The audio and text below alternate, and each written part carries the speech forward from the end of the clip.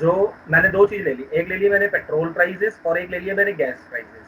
अगर पेट्रोल के प्राइसेस और गैस के प्राइसेस दोनों के दोनों एक जैसे ही अगर क्या कर रहे हैं बेटा, अप डाउन कर रहे हैं, एक जैसे, सेम एक जैसे, अब सेम इसके प्राइसेस भी क्या हो रहे हैं, ऐसे ही बढ़ रहे हैं। तो देखो इनके जो प्राइजेज हैं वो आप देख रहे होंगे कि वो एक दूसरे से परफेक्टली कोरिलेटेड है, मतलब जो प्राइजेज हैं वो क्या आ रहे हैं, आपके एक जैसे आ रहे हैं। तो ऐसे जब भी कोई दो चीजें, किन्हीं भी दो चीजों के अंदर अगर हम जब डाटा चेक करते हैं, उनके प्राइजेस चेक करते हैं, या किसी भी तरीके से कोई भी चीज हम चेक करते हैं, तो हमारे पास जो डाटा आ रहा होता है बेटा, वो कैसा आ रहा होता है वो हमें देखना होता है इसके अंदर मेनली। तो पेट्रोल और गैस, ये दो जो चीजें आ रही है मेरे पास, इन दोनों के जो प्राइजेज हैं वो क्या हो रही है, एक दूसरे से कोरिलेट कर रही हैं। तो इनको हम कहते हैं परफेक्ट कोरिलेशन। इनके बीच में जो है कैसा रिलेशन है, परफेक्ट कोरिलेशन है इनके बीच में, या हम कह सकते हैं दे हैव अ 100% रिलेशन। जो प्राइस पेट्रोल में अगर इंक्रीज हो रही है, वही प्राइस क्या हो रही है, गैस में इंक्रीज हो रही है। जो प्राइस गैस में पेट्रोल में डिक्रीज हो रही है, वही प्राइस क्या हो रही है, हमारे गैस में डिक्रीज भी हो रही है। तो दोनों चीजें क्या चल रही है, सेम चल रही है हमारे पास। तो पेट्रोल और गैस में क्या हो रहा है, एक जैसा कनेक्शन आ रहा है। ऐसी अगर मैं बात करूं कि पेट्रोल और गैस के प्राइसेस के बारे में, अगर मान के चलो पेट्रोल की प्राइसेस यूं जा रही हैं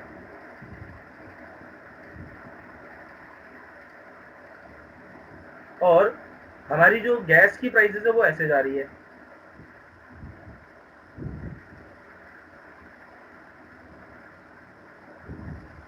तो एक चीज देखा तुमने, जब पेट्रोल की प्राइसेस इंक्रीज हो रही थी, गैस की प्राइसेस क्या हो रही है, डिक्रीज हो रही है। वैसे ही जब पेट्रोल की प्राइस डिक्रीज हो रही थी, तो गैस की प्राइस क्या हो रही है, यहाँ पर इंक्रीज हो रही है। तो इनके बीच में कोई कोरिलेशन नहीं है। तो ऐसे जो भी डाटा अगर हमारे पास आते हैं, उनको हम कहते हैं बेटा नेगेटिव कोरिलेशन। इनके बीच में कोई कोरिलेशन मतलब है ही नहीं, इनके बीच में कोई रिलेशन नहीं है। तो ऐसे चीजों को कहा जाता है नेगेटिव रिलेशन। बात समझ में आ रही है? When two things are giving opposite results, दोनों में अलग अलग चीजें आ रही हैं, तो ऐसी चीज कहलाती है हमारे लिए नेगेटिव कोरिलेशन। और वहीं पर अगर कोई चीज हमारे लिए एक जैसा रास्ता दिखाती है, एक जैसी चीजें आती हैं, तो ऐसी चीज को हम नाम देते हैं परफेक्ट कोरिलेशन या पॉजिटिव कोरिलेशन। चलो चलो चलो देखते हैं। Correlation analysis is a statistical procedure, is a statistical procedure by which by which we determine the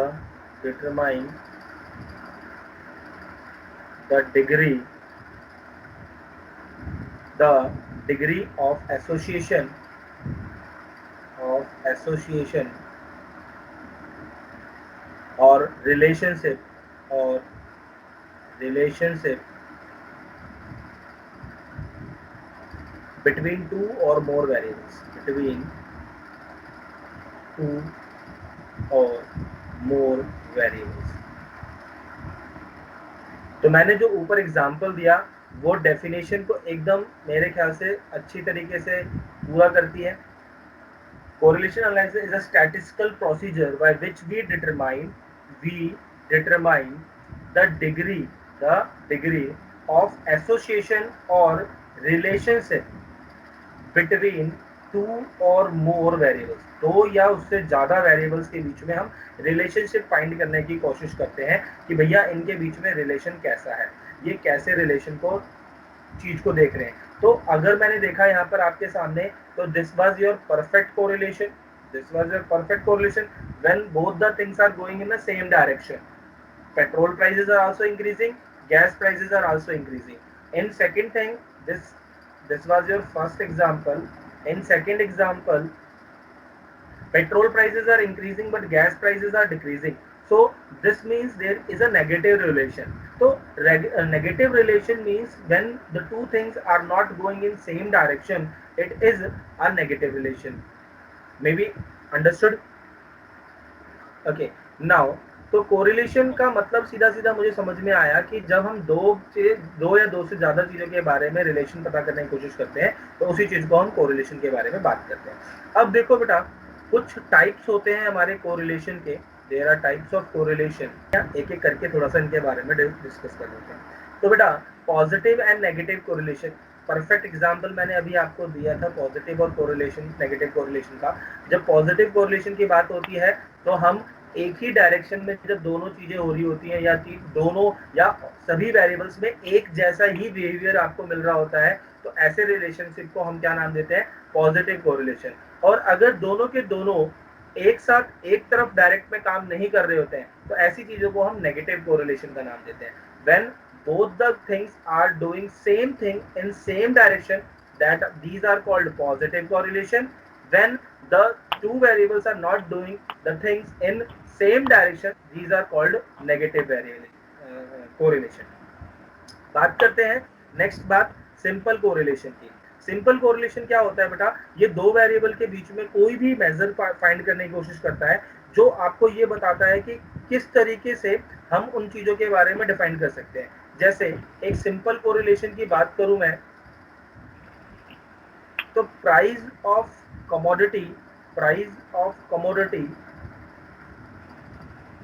और डिमांड ऑफ अ कमोडिटी, इन दोनों के बीच में रिलेशन होता है बेटा, कोरिलेशन होता है कि नहीं होता?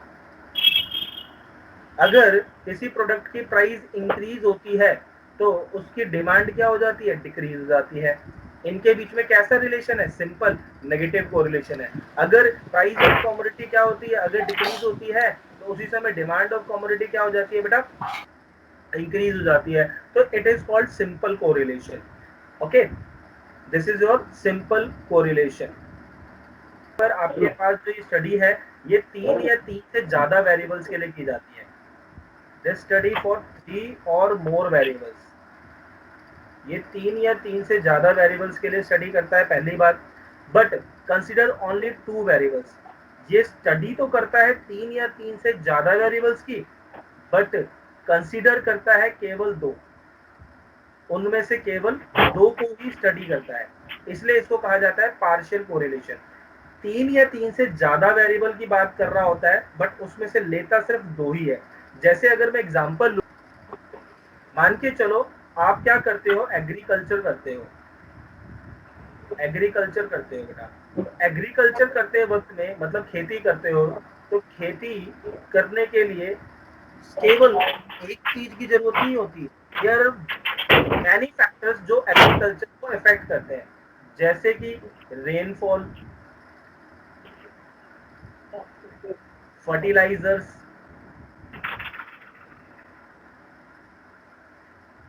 जो जमीन की उपजाऊ शक्ति है वो कितनी है उसके पास, मतलब कितना वो चीज कर सकते हो। तो अगर मैं बात करूं तो सिर्फ रेनफॉल के ना होने से, अगर मैं कहूँ रेनफॉल नहीं होगी तो क्या खेती हो पाएगी? नहीं।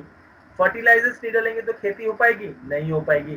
तो ना हम बहुत सारे जो फैक्टर्स हैं जिससे एग्रीकल्चर के ऊपर इम्पैक्ट आता है, बट हम उसमें से कुछ 2 ही चीजों को लेते हैं और उन्हीं चीजों को क्या करने लग जाते हैं बेटा? रिलेट करने लग जाते हैं। तो ऐसे कोरिलेशन को हम पार्शियल कोरिलेशन का नाम देते हैं। Multiple correlation, multiple correlation.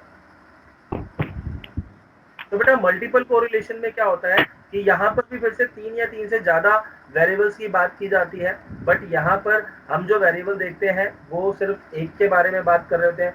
Variables क्या कह रहा है इसमें देखो, does in multiple correlation we measure the degree of relationship between the variable y and all the variable x1 x2 x3 taken together. For example, if we study the relationship between the yield of wheat per acre and both amount of rainfall and the amount of fertilizer used, it becomes a problem relating to multiple correlation. तो यानी हम यहाँ पर क्या बात कर रहे हैं कि हम यहाँ पर ये भी बात कर रहे हैं कि भैया कि कितनी वीट एक एकड़ में आई, एक वीट इन 1 एकड़। हम यहाँ पे बात कर रहे हैं रेनफॉल की, हम यहाँ बात कर रहे हैं फर्टिलाइजर्स की। तो बहुत सारे फैक्टर्स हैं और हम सारे फैक्टर्स को जब एक साथ डिस्कस कर रहे होते हैं, तो ऐसे कोरिलेशन के लिए हम मल्टीपल कोरिलेशन की बात करते हैं। जब सभी के सभी रिलेशन एक साथ डिस्कस किए जाते हैं, जितने भी फैक्टर्स हैं सब एक साथ डिस्कस किए जा रहे हैं, तो ऐसे रिलेशन को हम नाम देते हैं मल्टीपल कोरिलेशन। बताओ बेटा, यहाँ पे बात थोड़ी सी समझ में आई या नहीं आई?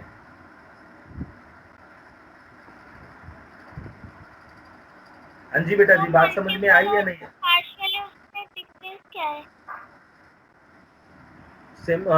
बेटा पार्शियल में हमने सिर्फ दो को ही लिया था, केवल दो को कंसिडर किया था।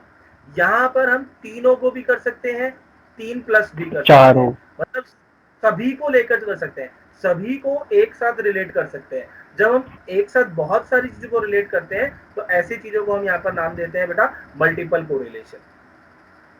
क्लियर बेटा? लेकिन पार्शियल में भी तो हमने पढ़ा था कि 3 या 3 से ज्यादा होने चाहिए। हाँ, 3 या तो 3 फिर से दो ज्यादा तो वेरिएबल्स होने चाहिए, बट हम उसमें से कंसीडर सिर्फ 2 जनों को ही करते थे, तभी तो वो पार्शियल हुआ। मतलब बहुत सारे होते हैं, उसमें से केवल 2 को करना पार्शियल है, सभी को करना मल्टीपल कोरिलेशन है।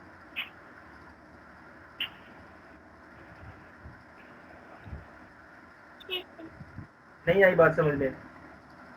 नेक्स्ट जो हमारा है लीनियर कोरिलेशन। तो लीनियर कोरिलेशन क्या है बेटा? जब हम कोरिलेशन निकालते हैं दो वेरिएबल्स के बीच में, केवल दो वेरिएबल के बीच में, the correlation between two variable is said to be linear if the amount of change in one variable tends to bear a constant ratio to the amount of change in the other variable। क्या मतलब कि correlation अगर मैं linear correlation उसे कहूंगा जब दो variable के बीच में बात हो रही हो। पहली बात, केवल दो वेरिएबल के बीच में बात हो रही हो। दूसरी बात, एक वेरिएबल अगर चेंज होता है, इफ वन वेरिएबल चेंजेस, जो दूसरा वो आएगा उसमें भी कांस्टेंट रेशियो में क्या आएगा बेटा? चेंजेस आएंगे। जैसे एग्जांपल दे रखा है बुक में बहुत अच्छा, x 10 20 30 40 50, y दे रखा है 40 80 120 160 और 200। देखो x में जो चेंज आ रहा है वो उसका दुगना हो रहा है, मतलब 100% इंक्रीज हो गया। सेम वही इंक्रीज y में भी हो गया। ऐसे यहाँ पर भी देखो कितना बड़ा इसका, वो 20 का 50% इंक्रीज हुआ यहाँ पर, मतलब 10 ही इंक्रीज हुआ। और सेम अमाउंट से यहाँ पर भी इंक्रीज हो गया, 80 के 50% से यहाँ इंक्रीज हो गया।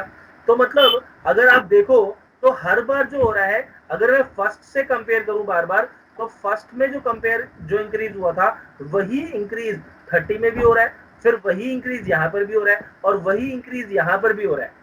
सेम इंक्रीज यानी कांस्टेंट इंक्रीज होते हैं। कांस्टेंट अगर इंक्रीज होते हैं बेटा, तो ऐसे इंक्रीज को हम नाम देते हैं लीनियर कोरिलेशन। Linear correlation. जब दो वेरिएबल्स के बीच में हो और एक वेरिएबल अगर चेंज होता है तो दूसरा वेरिएबल भी कांस्टेंट अमाउंट में चेंज हो जाए, तो ऐसी चेंजेस को हम यहाँ पर नाम देते हैं लीनियर कोरिलेशन का। बात समझ में आई बेटा? आ गई है। और जो नॉन कोलिनियर है उसमें क्या होगा कि यहाँ पर भी हम बात कर रहे होंगे दो वेरिएबल्स की ही, यहाँ पर भी हम बात कर रहे होंगे दो वेरिएबल्स की, बट यहाँ पर जो चेंजेस आ रहे होंगे आपके बेटा वो सेम नहीं आ रहे होंगे। जैसे x में चेंज आया 10 20 30 40 50 का, यहाँ पर 40 60 70 100 120। मतलब यहाँ पर जो कोरिलेशन है आप देखो वो सेम अमाउंट में इंक्रीज नहीं हो रहे। यहाँ पर 100% इंक्रीज हुआ और यहाँ पर सिर्फ 50% इंक्रीज हुआ। देन जब भी आपके दो वेरिएबल्स के अंदर अगर कांस्टेंट रिलेशन ना हो, कांस्टेंट रिलेशन ना हो, तो ऐसे चीजों को हम यहाँ पर क्या नाम देते हैं बेटा? Non linear correlation. Non linear correlation. बताओ बेटा, बात समझ में आई या नहीं आई?